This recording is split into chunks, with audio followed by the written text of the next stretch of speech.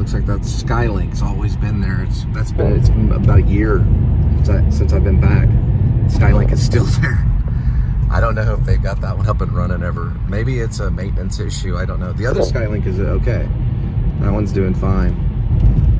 You can see them over there. 2 Skylinks. They're kind of like monorails at Disney World. There's another Skylink over that way. They work well. I don't know why that one's paused. It's been paused for about a year. I think it's probably like set aside for maintenance, or maybe it's a backup.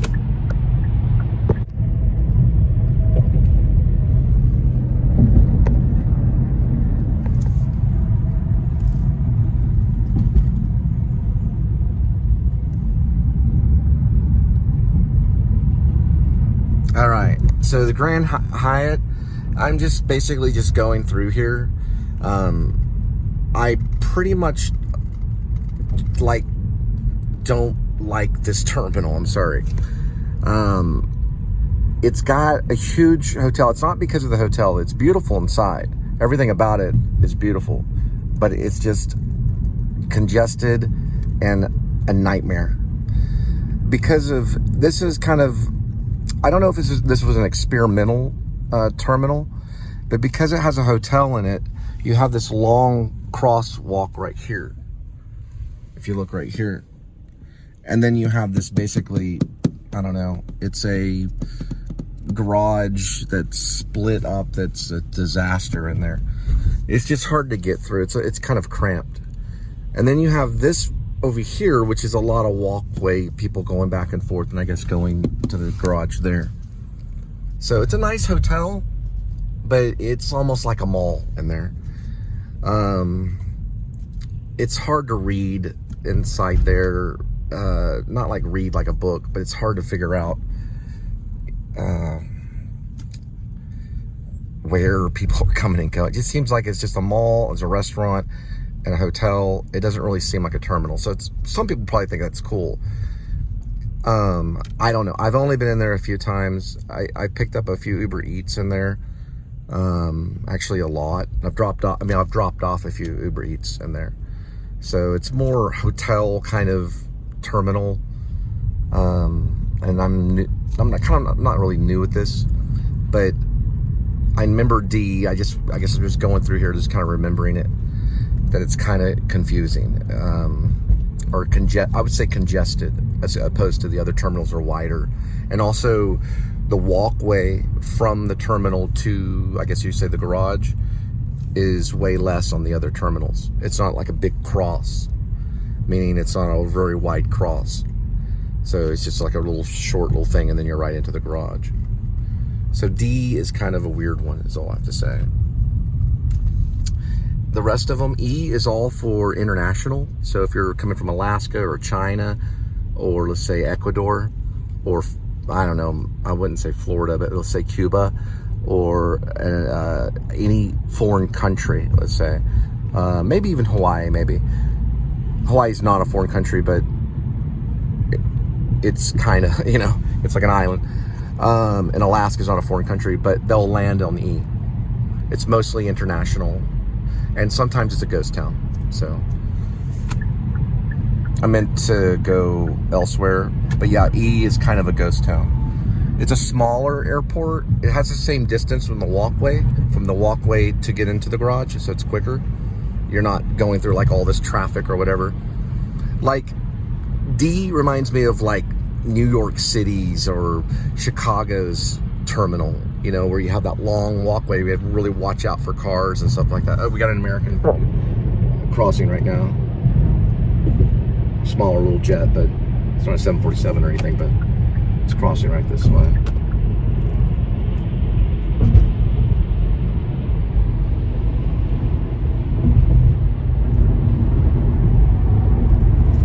But anyway, I'm not turning down. I'm not saying the D's bad. It's just, it can get congested, is all I have to say. If you're picking someone up or something like that. Or picking up luggage and things like that. Because Roadie actually does pick up luggage, and I'll talk about that later, because they also do Love Field, and Love Field's kind of a quicker stop. But I gotta, you know what I mean? All right, so there's the radio antenna that they also used in World War II. So they used these types in World War II, and it's a backup, a guidance system. It's no longer the primary guided system. They no longer primarily use radio. So it's basically a backup only, and it's read at an angle when you're flying in. So the plane literally is reading that radio signal at an angle, where GPS, it's differently. GPS is more satellite, and that's their primary guidance system is GPS. It's no longer radio. But that is used, though. It's still used as backup. It can help with landing because of getting the distance.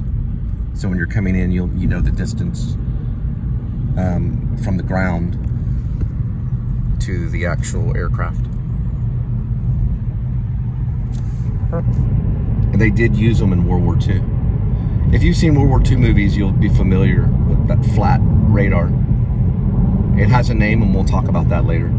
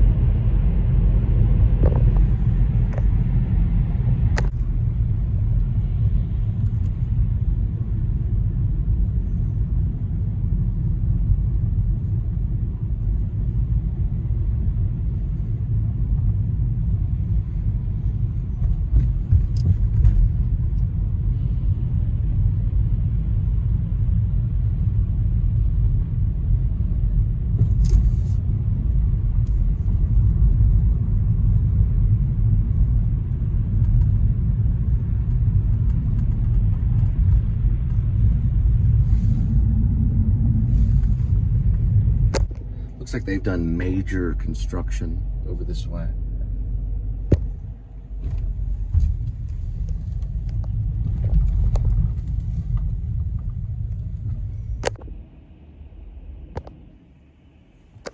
So they have done some type of construction. Something's closed for construction, so I'm kind of doing a little recon work to see. It just looks different. So I'm very familiar with this particular terminal.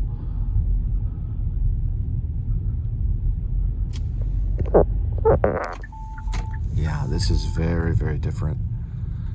It looks like they gutted all of this. I'll try to get some of the right here. All of that has been gutted. I guess that was a parking lot. Oh my goodness. That was a parking lot. Parking garage. Well, yeah, it was a garage. They just completely gutted it. Why? I have no clue. My stepfather helped build the original on DFW. We'll talk about when DFW Airport was created and things like that. He was a TCU football player, probably, man, I'm trying to think. I would say maybe he graduated TCU in the 1980s. He's older than I am, but he's not as old as my mom. He's younger than my mom. He was a football player for TCU. He was like a tight end, but he helped lay some of the concrete that was here.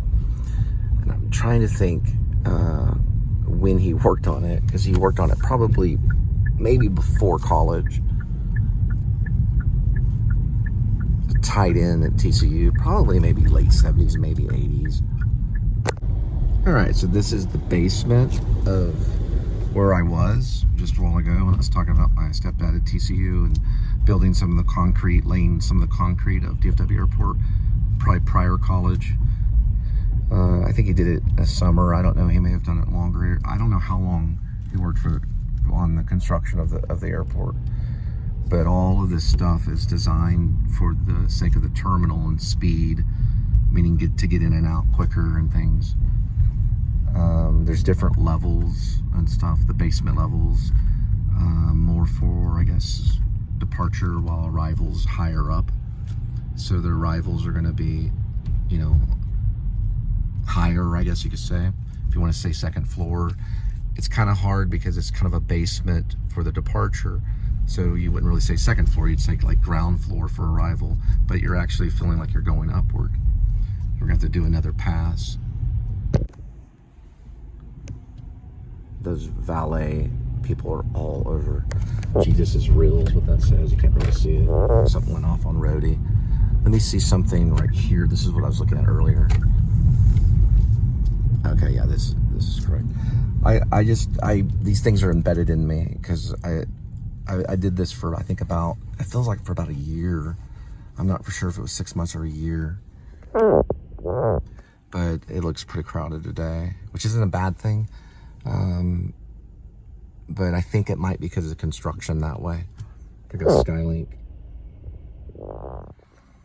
The Woo, as in Adam the Woo, he was on this platform, I think, a few months ago, and I don't remember why, because he's usually never on this platform, because he's always on the other side of TSA, because he usually just stops in, gets on the next flight, and leaves.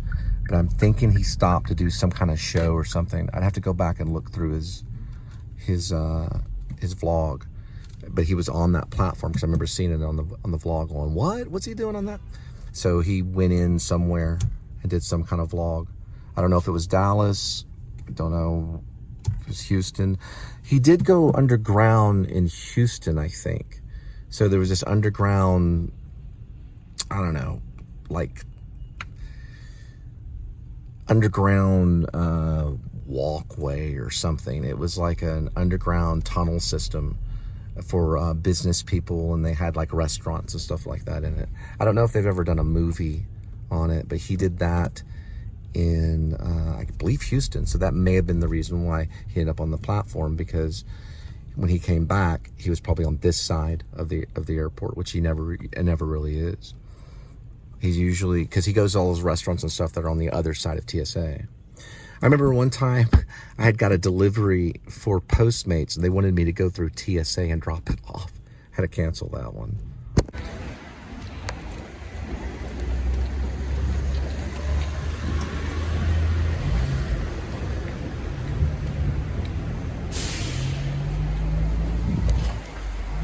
Looks like entry 7 is actually closed according to that lady, so I don't know. Going to another one.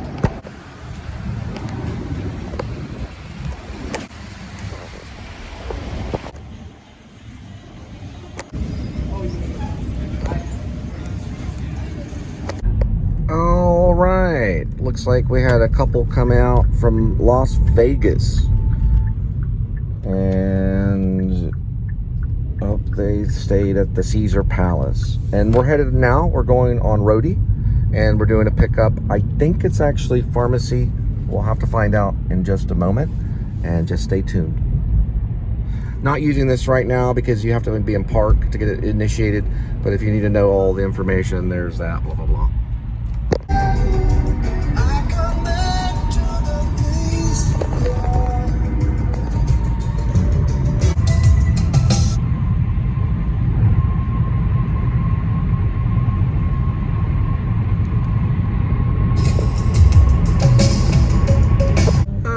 So it led me over by Randall Mill, and this is where that road is where I grew up on as a young kid. My dad built a mansion right down Randall Mill. He was in the jewelry business.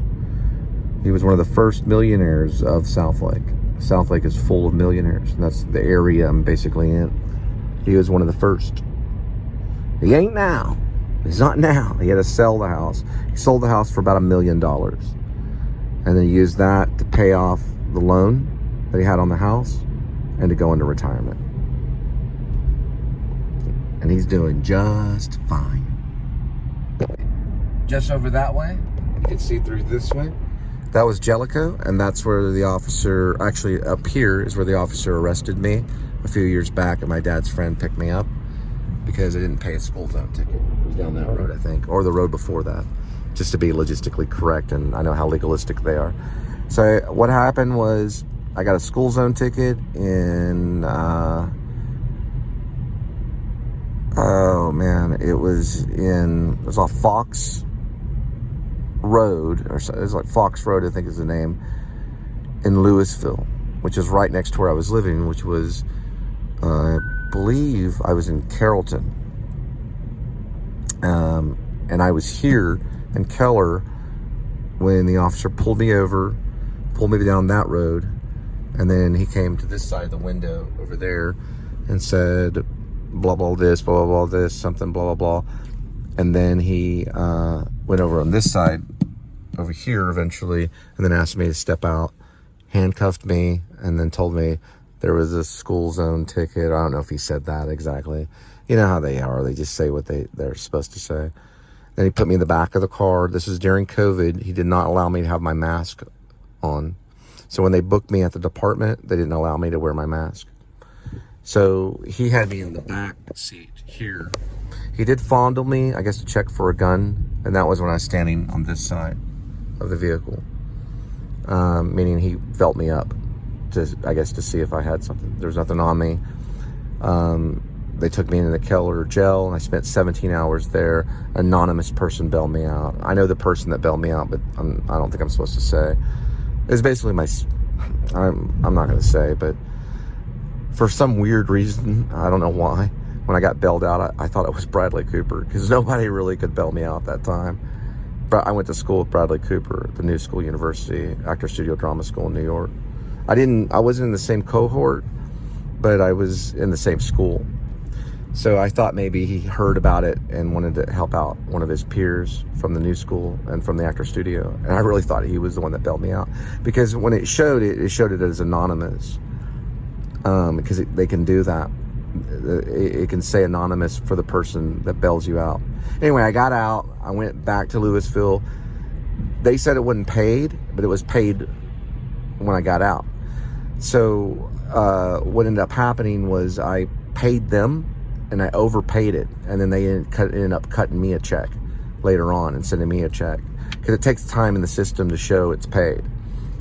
So it was, I guess you call it a school zone ticket. You know, whenever you're supposed to go like 20 in a school zone, I was going 30 over a bridge. It was a black officer. He pulled me into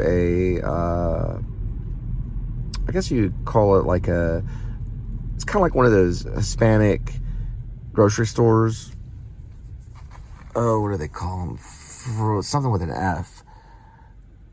I cannot think of it right now. It's not like it's kind of, I guess, like an El Rancho or something like that. He wrote the ticket really quick, and then he said, "Here, just sign here." I signed it, and that was it. I knew right at that minute, I was like, "Dang, I bet I'm not gonna be able to pay a ticket." And so what I did was, there was a lawyer office out in Arlington, and they were a black lawyer group. It was run by a black guy.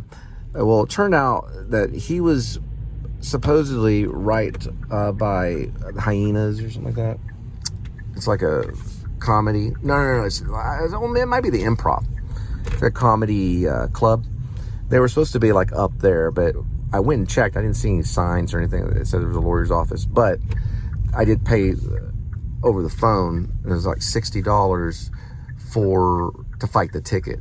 It was one of those things you saw online. I forgot the guy's name. I kept the paperwork in the glove box, but because of Biden, I didn't pull it out.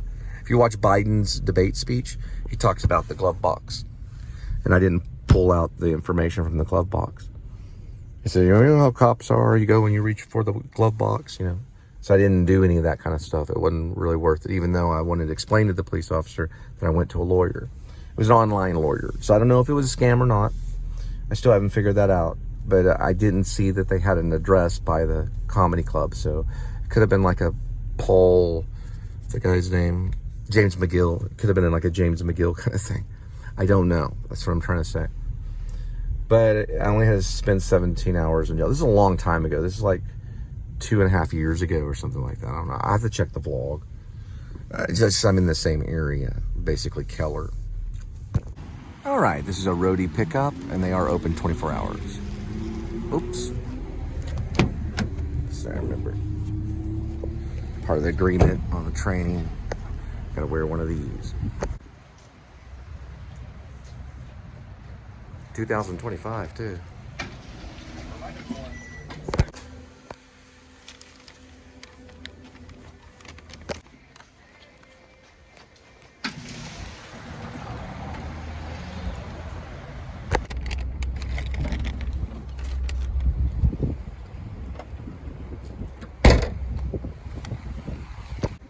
All right. In the training aspect on Roadie, wearing a mask is what you agree upon. I don't have a problem with it. Some people do, some people don't. But it is something that you agree upon in the training. Because they're still very careful. All right, so back to Roadie. Pizza place didn't work out. No big deal. They've got their direction that they're going, got my direction I'm going. So we're gonna drop this off, and probably after that it'll be good and we'll head back, okay? I just wanna say one thing, that I'm really just shocked that I'm approaching 1,000 subscribers. I honestly didn't know where the show would end up. Please Subscribe show came about on the channel. It is ultimately Cole Spivey YouTube channel. So this is a Cole Spivey channel. The Please Subscribe show developed, and my hat's off to Linda. I don't think the Please Subscribe show would have happened without Linda. And I'm just so happy that she's part of it. And we did sign a contract together, and we're pretty much, what I'd say, 100% on it. I think a relationship is 100%. I never think a relationship is 50-50. I don't believe in that. I believe a relationship is 100% and 100%, right? It's 100%. If you don't understand that, try to wrap your mind around it. It's never 50-50. It's never 50-50. It's 100%, 100%. That makes sense to me, and it makes sense to God. Thanks for watching. We'll continue on, get this drop off, and eventually head back for the BTK and L. Back to Kitty and Linda, but not yet. The show's gonna change a little bit because the work changes, right? So what you're used to seeing on the pizza stuff, all that's done. No more pizza deliveries. Not for me. I don't even think Roadie handles that. And then DFW Horizon, where will that go? That's always DFW Horizon. Okay, God bless.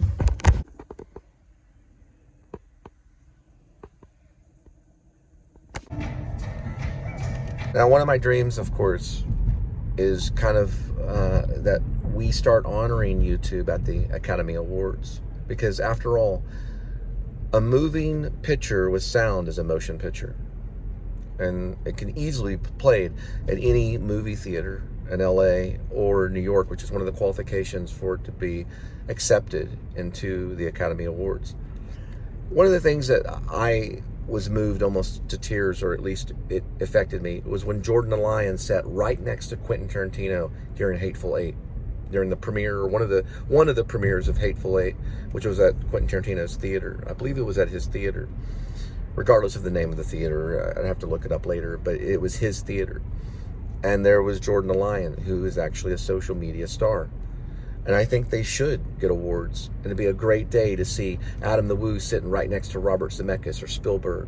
See Jordan the Lion sitting there right next to Quentin Tarantino, which actually really happened. And getting the same awards and the same recognition as they get, because they work just as hard.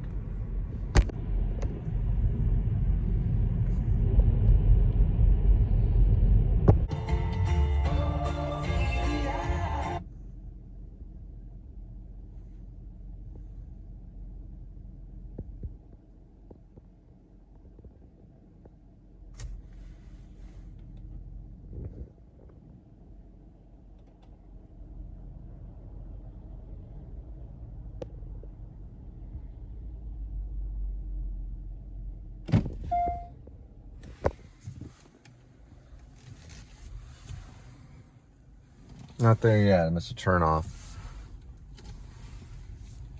I should say I missed an exit. Is it better? Sounds better dialogue. I missed an exit. It's Pearson. This is one of the roads that my school bus used to go down all the time. My first friend is in this house right here. I met him in this house. I was probably around kindergarten. He was playing with Legos. My mom dropped me off to his mom and put me in the room to sit down to play Legos with someone that I've never met before. And it was a very stressful day. for me. I didn't really understand it, but I figured it out and forced myself to play these Legos and these games that I've never heard of. And I don't remember much about that day, but then my mom picked me back up and I was real happy again that she was there. Anyway, it was like my first time away from school where you go over to a friend's house. I never really know how my mom knew the person or what, but played Legos together. That's all I remember. And down further was another friend of mine named Verlo, who's Native American. His dad drove a truck, one of those 16-wheelers. It's Florence. I went to Florence Elementary right down that way. Can't see the sign, but that's what it says. It's where I was raised, in Keller. It says Roanoke on my Facebook, but it's actually Keller. It says Florence. Technically, if you keep going down this way, you'll cross over to the Roanoke area. Back in the day, I believe our address was a Roanoke address. It may have said Keller, it may have said Roanoke, but I think I remember seeing in one of the packages it said Roanoke. But this is Keller. This is pretty much where I was raised as a small kid, probably from kindergarten, pretty much to high school. I did graduate from a Fort Worth school, from R.L. Pascal High School, because I left my dad's house at probably about the age of 15. And then I went to, Pascal and graduated there. Then went to Texas Wesleyan for a few years, and then UNT, University of North Texas, I graduated from there. And then I ended up at the new school, University Actor Studio Drama School. This is very home territory right here. This is kind of when Luke Skywalker goes back to his home and is kind of looking at things.